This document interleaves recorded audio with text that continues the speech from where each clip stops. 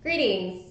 My name is Jessica Batesel, and I wanted to give you a few tips from the perspective of an immigrant and also a current immigration paralegal here at the office of Bosham Shaw. How to make the most of your immigration consultation.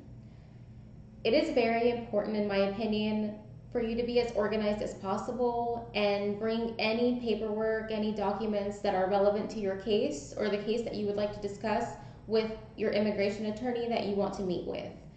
I advise for you to take some time prior to the appointment to actually jot down some questions you have to ensure that you don't forget anything.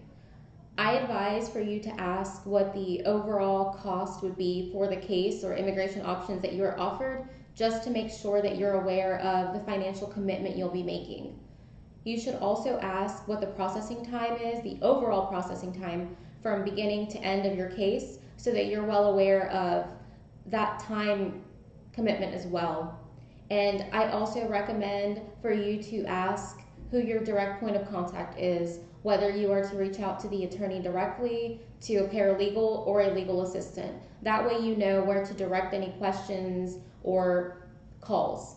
All right, that's a little bit of advice from me.